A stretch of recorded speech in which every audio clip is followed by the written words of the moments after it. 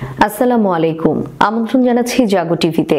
আপনাদের সাথে আছি আমি মমতাজ শাহিন রুম্পা। শুরুতেই জানিয়ে দিব আপডেটগুলো। ইসরায়েলের যুদ্ধবিরতি, লেবাননের রাস্তায় বিজয় উল্লাস বাসিন্দাদের। হঠাৎ জর্ডান সীমান্তে গর্ত খুঁড়ছে ইসরায়েলি সেনাবাহিনী। ইসরায়েলি অস্ত্রেই ইসরায়েলে পাল্টা হামলা হিজবুল্লাহর। ইমরানের কথা অমান্য, পিটিআইয়ের বিক্ষোভে নতুন মোড়। চিন্ময় দাসের মুক্তির দাবিতে বাংলাদেশ হাই কমিশনারের অফিস ঘেরাও করল বিজেপি। এ কেমন হঠকারিতা, যুদ্ধবিরতির পরও লেবাননের বাসিন্দাদের বাড়ি ফিরতে বারণ ইসরায়েলের। এবার গাজায় যুদ্ধবিরতি প্রতিষ্ঠার জন্য প্রস্তুত তুরস্ক, আরও যা জানালেন এরদোগান। শুনছিলেন শিরোনাম, এবারে বিস্তারিত। লেবাননের রাস্তায় বিজয় উল্লাস বাসিন্দাদের। প্রায় 14 মাস পর ইসরায়েল হিজবুল্লাহর মধ্যে বহুল প্রতীক্ষিত যুদ্ধবিরতি শুরু হয়েছে। চুক্তি অনুযায়ী আপাতত 60 দিনের জন্য লড়াই বন্ধ হবে। এখনো ইসরায়েলি সেনারা লেবানন ছেড়ে আসার খবর পাওয়া যায়নি। তবে এরই মধ্যে লেবাননে যুদ্ধবিরতিকে বিজয় হিসেবে উল্লাস শুরু করেছেন সেখানকার বাসিন্দারা। বুধবার এক প্রতিবেদনে এ খবর দিয়েছে ব্রিটিশ সংবাদ মাধ্যম দ্য স্ট্যান্ডার্ড। ইসরায়েল হিজবুল্লাহর যুদ্ধবিরতি চুক্তি ঘোষণার পর লেবাননে বাস্তুচ্যুত বাসিন্দারা নিজেদের এলাকাগুলোতে ফিরে আসতে শুরু করেছে।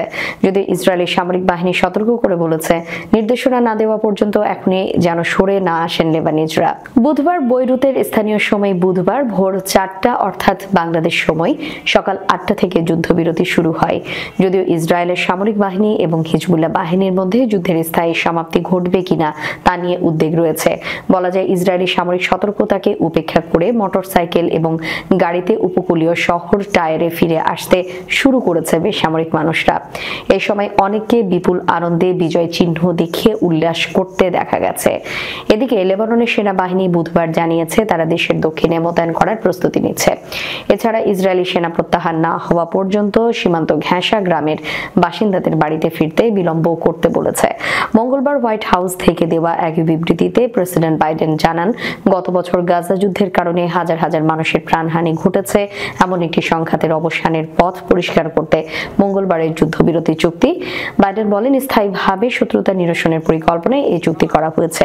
হিজবুল্লাহ সহ অন্য কোনো সশস্ত্র সংগঠন ইসরায়েলের নিরাপত্তাকে আর হুমকির মুখে ফেলতে পারবে না। তিনি আরো জানান, 60 দিনের মধ্যে ধাপে ধাপে সেনা প্রত্যাহার করবে ইসরায়েল। হঠাৎ জর্ডান সীমান্তে গর্ত খুঁড়ছে ইসরায়েলি সেনাবাহিনী। ইরানের মাটিতে ইতিহাসে প্রথমবারের মতো ইসরায়েলে হামলার সময় তেল আবিবের পাশে দাঁড়িয়েছিল জর্ডান। এমনকি ইরানের ছোড়া ক্ষেপণাস্ত্র ভূপাতিত করেছিল তারা। অথচ সেই জর্ডানের সীমান্তে এবার নতুন পরিকল্পনা নিয়ে এগোচ্ছে ইসরায়েল। সোমবার দেশটির প্রতিরক্ষা মন্ত্রী ইসরায়েল কাটাজের ঘোষণা এই অঞ্চলে নতুন করে উত্তেজনা দেখা দিয়েছে।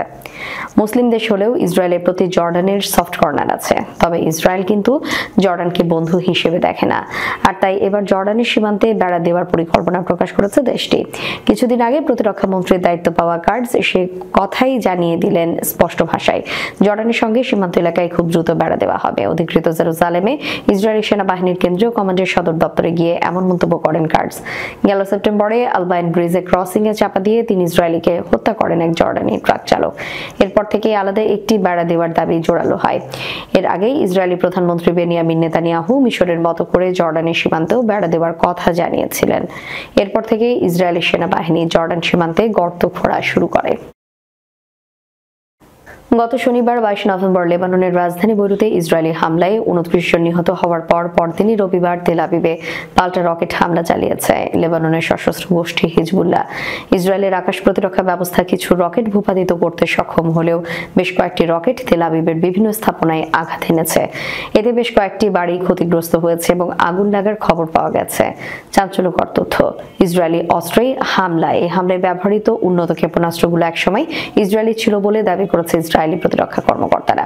2006 সালে লেবানন যুদ্ধে হিজবুলের স্পাইক অ্যান্টি ট্যাঙ্ক ক্ষেপণাস্ত্রগুলো করায়ত্ত করে। পরবর্তীতে ইরানে পাঠিয়ে সেগুলোর নকল তৈরি এবং প্রযুক্তিগত উন্নয়ন ঘটানো হয়। দীর্ঘ 17 বছর পর সেই অস্ত্রই নতুন রূপে ইসরায়েলের বিরুদ্ধে ব্যবহার করা হচ্ছে বলে মনে করা হয়। ইসরায়েলের নিজস্ব অস্ত্রই এখন তাদের সামরিক ঘাঁটি, যোগাযোগ ব্যবস্থা এবং বিমান প্রতিরক্ষা বাহিনীকে আক্রমণ করছে, যা নেতানিয়াহু প্রশাসনকে বেশ চিন্তিত করে তুলেছে।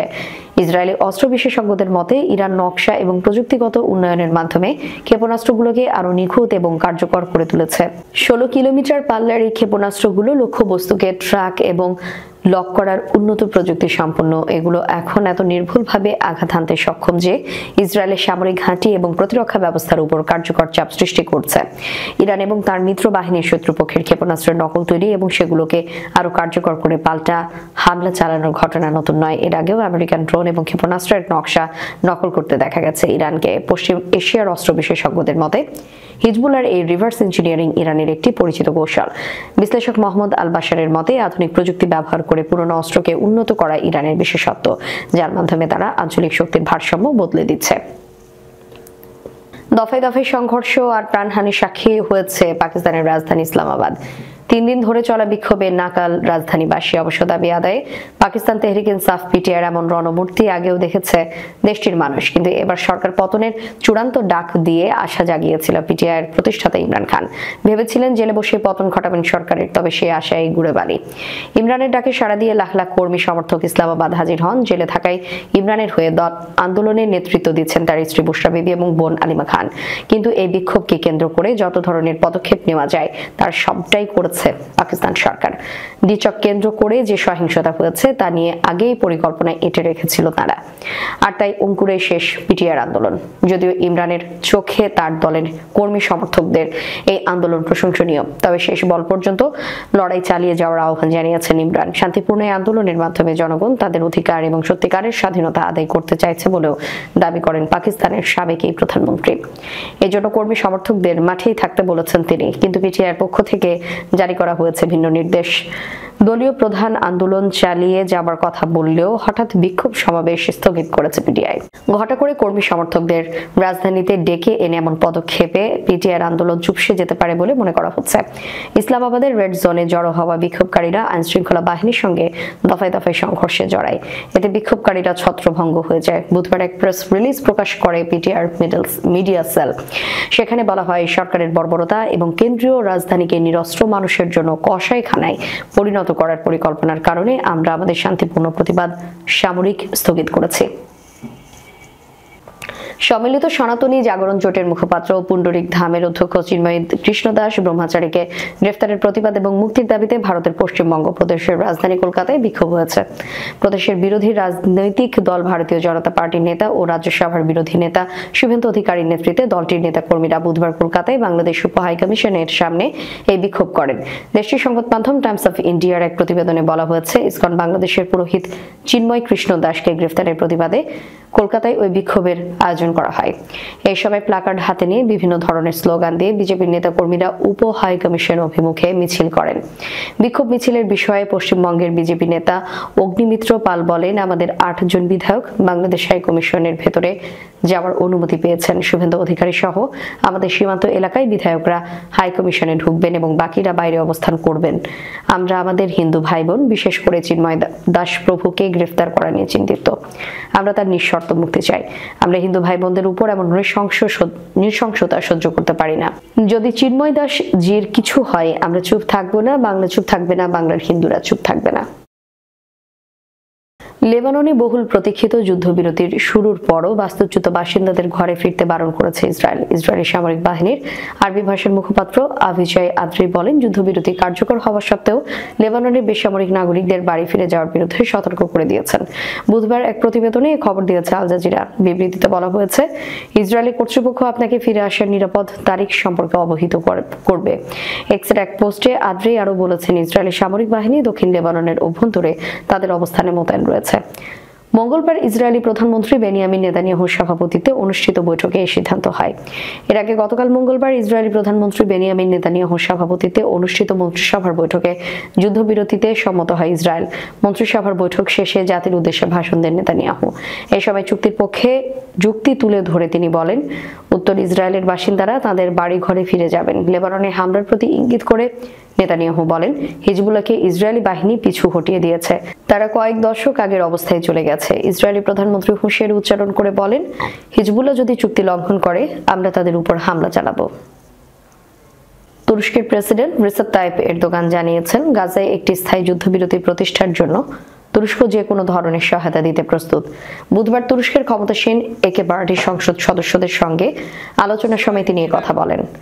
এরদোগান তুরস্কের অবস্থান স্পষ্ট করে বলেন, গাজায় চলমান গণহত্যা বন্ধ করতে এবং একটি স্থায়ী শান্তি প্রতিষ্ঠায় তুরস্ক প্রস্তুত রয়েছে।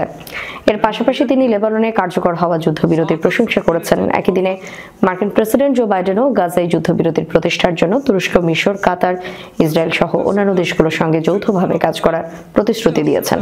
তিনি বলেন, গাজায় যুদ্ধবিরতি প্রতিষ্ঠা এখন তাদের প্রধান লক্ষ্য এবং এই ব্যাপারে তুরস্ক সহ অন্যান্য দেশের সহযোগিতা প্রয়োজন।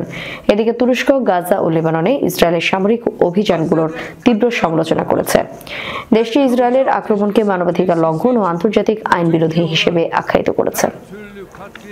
শেষ করার পূর্বে সংবাদ শিরোনামগুলো জানিয়ে দিব আরো একবার। ইসরায়েলের যুদ্ধবিরতি, লেবাননের রাস্তায় বিজয় উল্লাস বাসিন্দাদের। হঠাৎ জর্ডান সীমান্তে গর্ত খুঁড়ছে ইসরায়েলি সেনাবাহিনী। ইসরায়েলি অস্ত্রেই ইসরায়েলে পাল্টা হামলা হিজবুল্লাহর। ইমরানের কথা অমান্য, পিটিআইয়ের বিক্ষোভে নতুন মোড়। চিন্ময় দাসের মুক্তির দাবিতে বাংলাদেশ হাই কমিশনারের অফিস ঘেরাও করল বিজেপি। এ কেমন হঠকারিতা, যুদ্ধবিরতির পরও লেবাননের বাসিন্দাদের বাড়ি ফিরতে বারণ ইসরায়েলের। এবার গাজায় যুদ্ধবিরতি প্রতিষ্ঠার জন্য প্রস্তুত তুরস্ক, আরো যা জানালেন এরদোগান। এতক্ষণ আমাদের সাথে থাকার জন্য ধন্যবাদ। আল্লাহ হাফেজ।